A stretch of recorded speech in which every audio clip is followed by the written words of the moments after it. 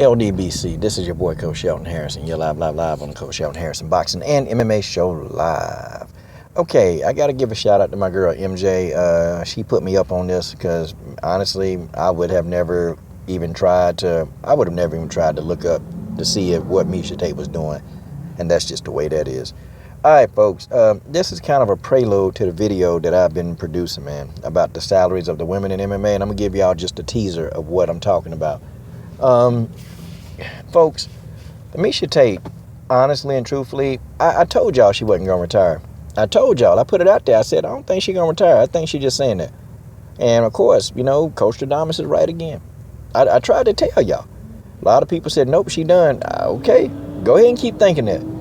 See, there are a lot of things now that I do know.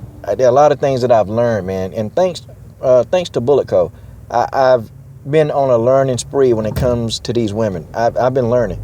And so not just when I get on here and make a video, guys, I'm not telling you stuff that, I'm just of an opinion. I'm giving you factual stuff, guys.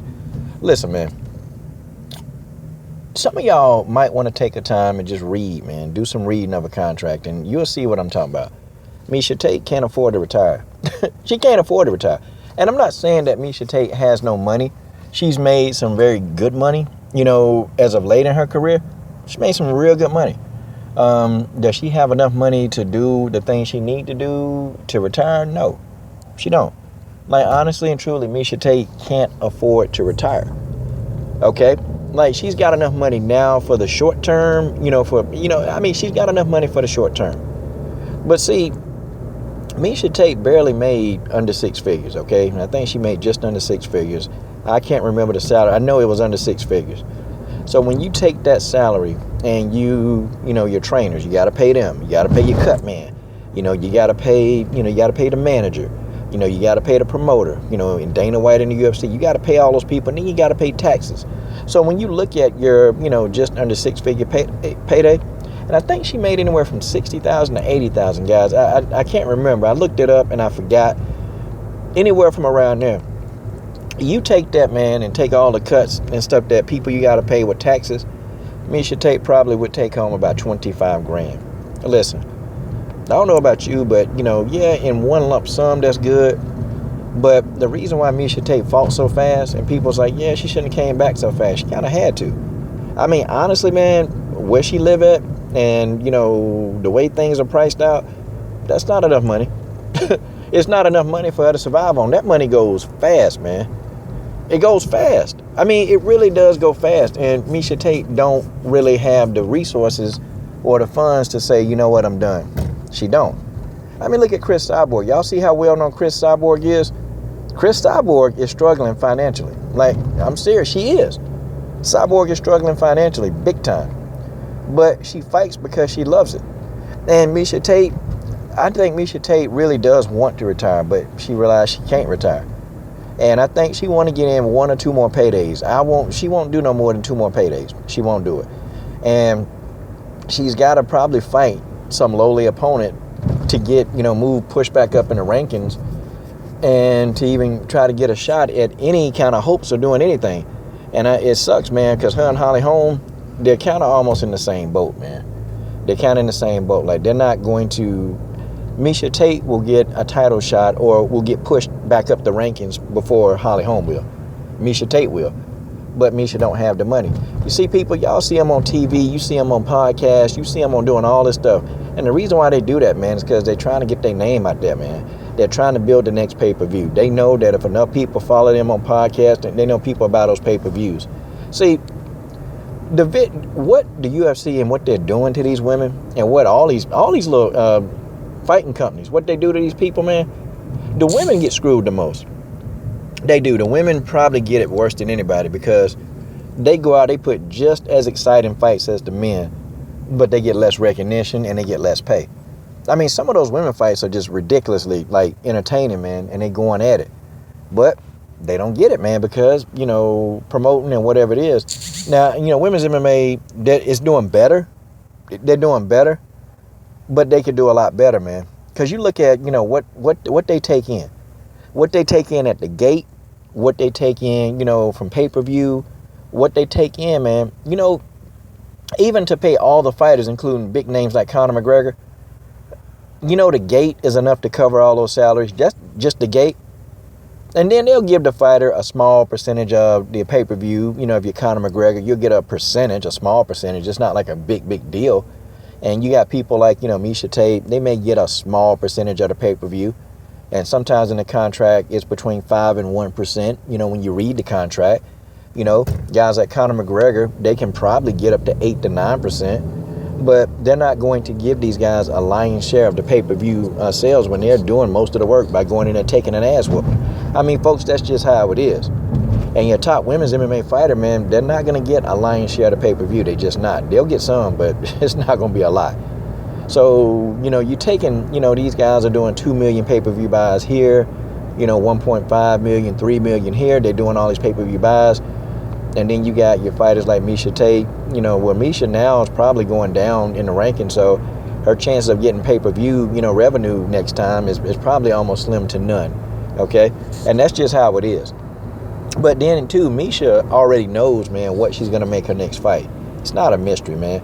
Look, a lot of these fighters, the top names in MMA, they sign multi-fight deals, man. And the fight deals are broken down. They're broken down pretty much what they're going to make the first fight, the second fight in a trilogy. Everything is laid out in the contract, so it's no mystery. That's why Miesha Tate would probably try to hurry up and get back in the octagon, because financially she need to get in the octagon. Like, honestly, when she was saying it, I said, nope, I know what her contract looked like. No, she can't retire. And that's why I was telling y'all. That's why I was trying to tell y'all she not retiring. That's just what she says. Wait till, she look at things that she got to have and her finances. Wait till she start looking at that, and then she'll be like, nope, can't do it. And it's sad, man. It's really sad that, a personality like Miesha Tate don't get what she deserved. They don't get it, man. None of them do. Even Ronda Rousey, to an extent, man, she's still not getting what she worth. The only person with some common sense in the UFC, and I hate to say this, I don't even want to say it, is Conor McGregor. He the only damn person in the UFC that's got some sense.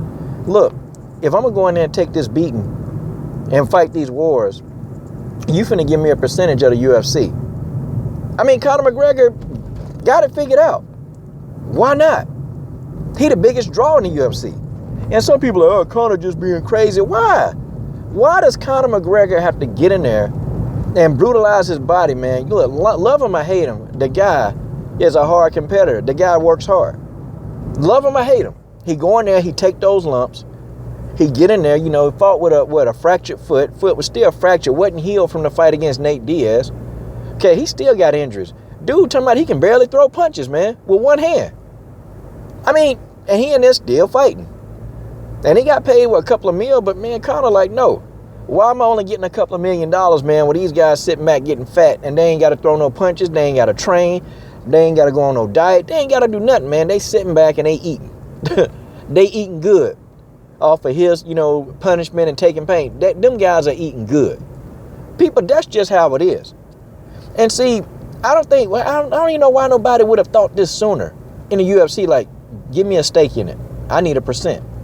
I want some of the shares. Give me some UFC shares. Give me something. I want my piece of the pie. I don't know. But I agree 1,000% with Conor McGregor. Give him a piece. There's time. Because, man, UFC, man, these fighters, and, still mostly I really promote more so the women, because the women, they get it worse. You think the men got it, man, the women, they make less money, they put on good shows, and they still can't get the respect they deserve. People like Miesha Tate. Miesha Tate ain't arrived yet. I knew she wasn't going to retire. She can't. Now, there are other things she can do. Miesha Tate, I'm not too thrilled about her face, but, Miesha Tate does have she got a great body. Her body is phenomenal.